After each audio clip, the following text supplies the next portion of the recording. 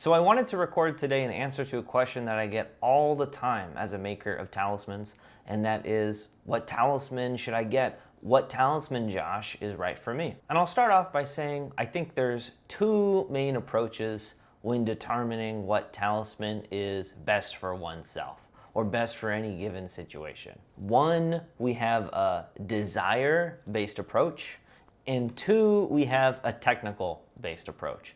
And they both complement each other very nicely. I am quite a fan of the desire-based approach. That being, what is the thing you desire most in life? What is the thing you are trying to accomplish?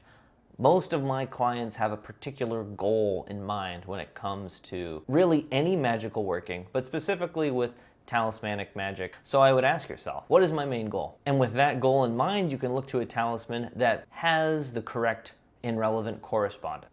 For instance, someone who is interested in wealth, there's plenty of wealth talismans that are made and talked about throughout the tradition. Talismans of the sun, Jupiter, Mercury, especially if you own a business, even Saturn are great wealth talismans. And from there, we can become a little bit more specific about how you're thinking you're going to obtain this money. How do you think the money is going to be flowing to you? As each classical planet is associated and corresponds to a particular occupation, maybe you are in a leadership position, maybe you're a politician, maybe you're running an organization or a manager. The sun is a great way to increase your potentiality for money and wealth in those areas. You own a business, you're buying and selling things. Mercury is a classic wealth talisman for those who are engaged in business. One of the pitfalls or blind spots within the desire-based process is that sometimes we are our own worst enemies, and the thing that we desire maybe isn't what's best for ourselves. Or we are so attached to a particular outcome happening through a very specific means that we become disappointed, or it's not quite what we signed up for. It can take us by surprise. So this is why the technical approach to determining what talisman you're supposed to use is very beneficial. Now, a technical-based approach to determining which talisman is best for you or optimal for your situation involves looking at the querent's full natal chart. The querent being the person asking the question. So the client in question or the one asking the question. So these are three things that I would suggest or look for, particularly when determining which talisman you want to use. One, I would look at getting a talisman of the sect light, your ascendant lord, or the ruler of your chart. Pick your favorite calculation, whether it's your ruler of your chart, whether it's the final depositor, ascendant lord, Agrippa's calculation for finding the angel of the chart, whichever it is, that's a great contender for first talisman. And if you're not familiar with your sect light, really it's a matter of if you're born in the day, you're a day chart, and the luminary that is associated with you is the sun. Whether if you are born at night, that means you're more closely associated with the moon. You have a night chart, and so look at getting a talisman of the moon. If you're born at a time near sunset or sunrise, and there's some ambiguity there, it's going to be a pain with different house systems that you use.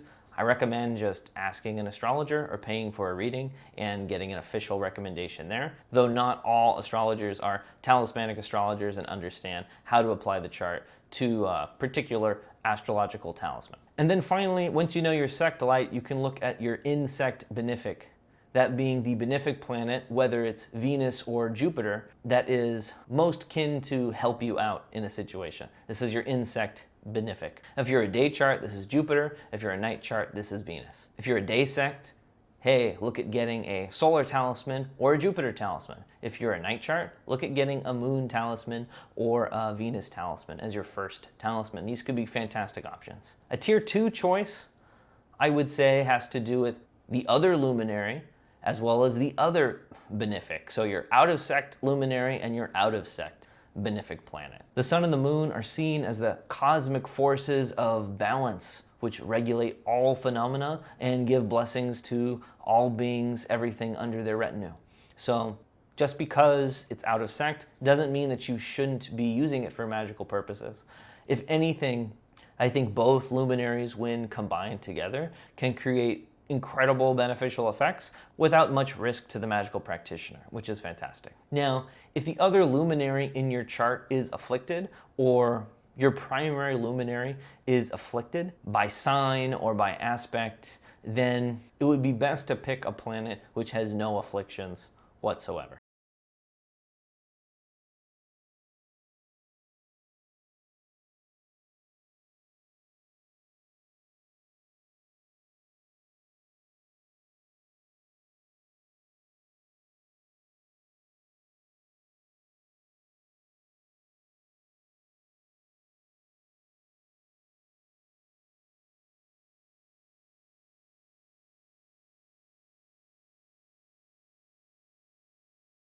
And then finally, as a third tier choice, especially if you have a chart with a key planet that is afflicted, whether this be a luminary or not, or maybe you have a planet that's causing particular problems for you. Maybe you have a malefic planet, Saturn or Mars, that is afflicted, that continually comes up for you in terms of transits or experiences in your life. Then getting a talisman of the planetary ally or enemy of that planet to help either constrain the negative forces or assist its friend and sort of smooth out the negative influences the planet is giving you is probably the third best bet. And with these 3-tier recommendations, this is really only looking at planetary talismans. This isn't even considering the talismans that can be made with the 28 lunar mansions, the Bohemian fixed stars, the accessory fixed stars, as well as the faces in terms of the planet. There's really a lot of options. Frankly, too many options, but it's useful to have all these tools in our toolkits when it comes to